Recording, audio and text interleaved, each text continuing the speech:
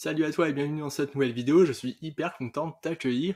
Aujourd'hui, je vais t'expliquer si ça vaut le coup ou non de devenir community manager si tu souhaites travailler à la maison, tu vois. Juste avant de commencer cette vidéo...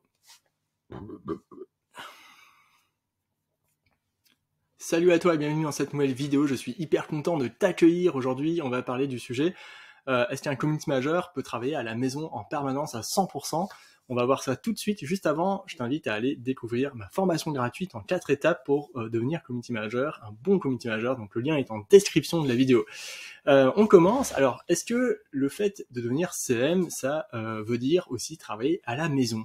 Eh bien, oui. Quand on est community manager, on travaille à la maison. Moi, je travaille à la maison personnellement, mais il y a des conditions quand même. Il faut le savoir. Au début de ton activité de community manager, parfois directement travailler à la maison, c'est pas hyper évident. Je t'explique pourquoi. En fait, ce qui se passe, c'est que les entreprises, la plupart des entreprises en local, que ce soit des commerçants, des entreprises, des PME, etc., préfèrent voir leurs prestataires en physiquement, tu vois, de face à face. Ça, c'est un fait. C'est quelque chose de très important qu'il faut comprendre quand tu es prestataire.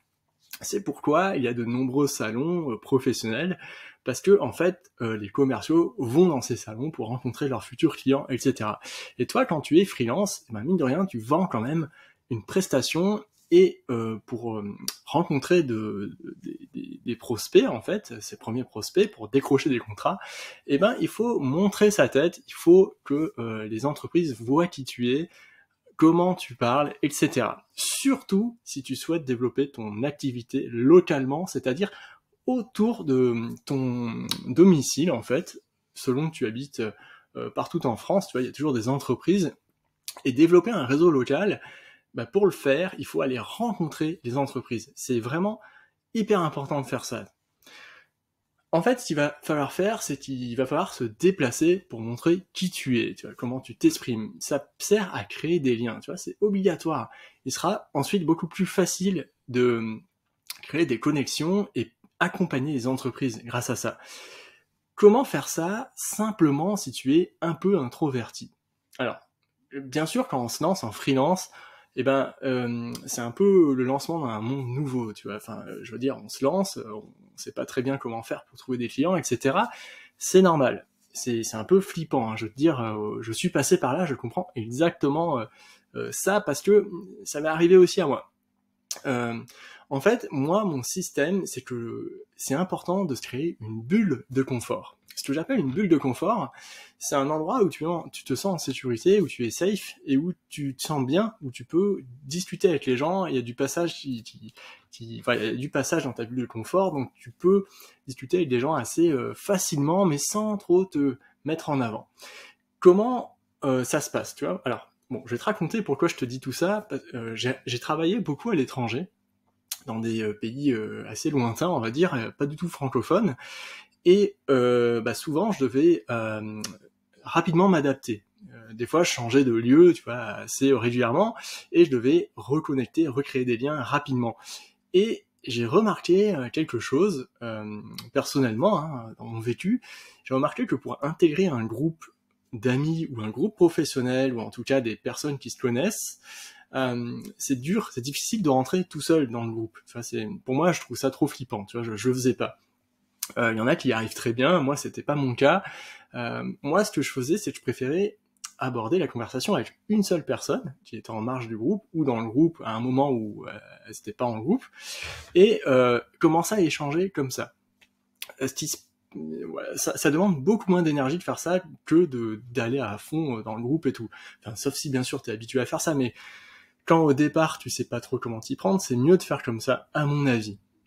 Donc moi, ce que je faisais, c'est de discuter avec cette personne, je me présentais, je demandais ce qu'elle faisait, etc. Elle me disait, voilà, nous, on est là, on fait ci, on fait ça, donc viens, je vais te présenter au groupe, et c'était beaucoup plus facile de faire ça, tu vois. Donc, je créais une bulle de confort, c'est-à-dire avec une seule personne, puis ensuite, ça me permettait de me connecter avec un groupe plus large. Et ça, c'est une technique que j'utilise encore aujourd'hui en freelance, même si j'ai beaucoup moins de mal à aller directement m'intégrer dans des groupes ou aller expliquer ce que je fais, beaucoup moins qu'avant en tout cas, parce que j'ai plus d'expérience et j'ai plus de pratique.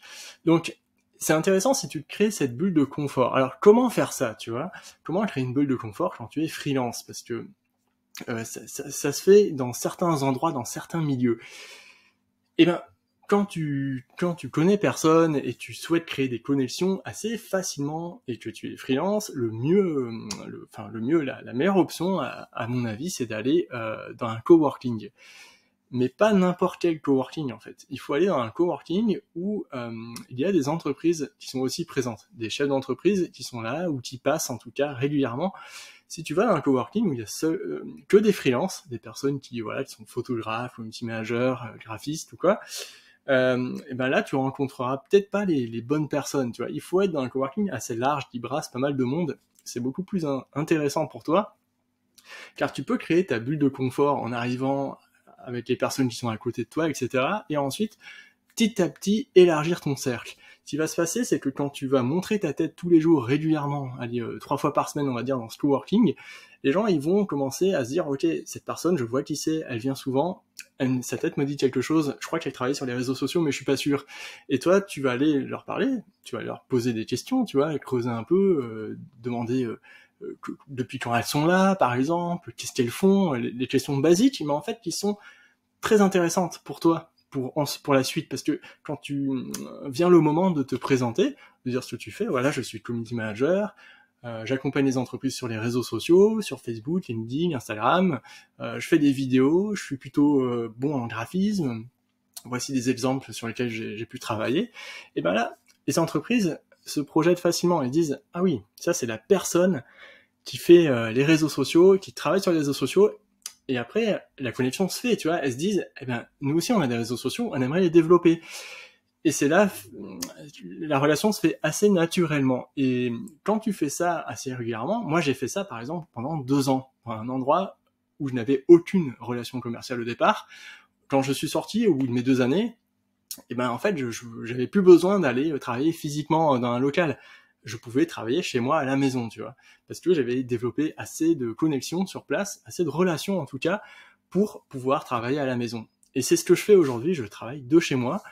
Je n'ai pas forcément besoin d'aller en coworking ou en entreprise, même si je trouve ça très intéressant pour développer son business. Et si je devais déménager à nouveau dans un endroit que je connaissais pas, c'est exactement ce que je ferais. J'irais dans un coworking et je commencerai à discuter, tu vois.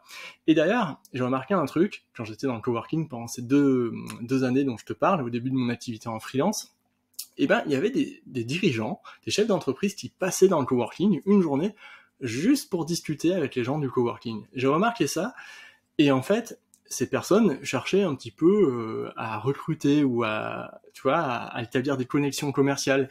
Et en fait, il y a énormément de chefs d'entreprise qui font ça, et je trouve ça très intéressant. C'est vraiment des lieux où il faut être. Donc choisis bien ton coworking, c'est très important. Essaye de choisir un coworking où ça brasse quand même du monde, et où quand tu viens régulièrement, tu t'apprends petit à petit à discuter, tu vois. C'est important de le faire quand tu te lances en freelance, et surtout quand tu souhaites devenir community manager, parce que tu peux rapidement comprendre les besoins de tes interlocuteurs, tu vois. Et ça, c'est extrêmement important quand tu es freelance. Pour ne pas rester seul dans ton coin et regarder trop les réseaux sociaux, et ben, va discuter avec les entrepreneurs dans les coworking, tu en apprendras beaucoup plus.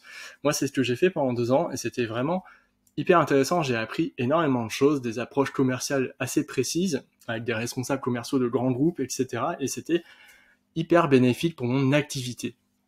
Donc, voici pourquoi devenir community manager pour travailler à la maison n'est pas si évident au départ, mais ça peut l'être si tu fais ça avant, et tu vas arriver très très rapidement à travailler à la maison.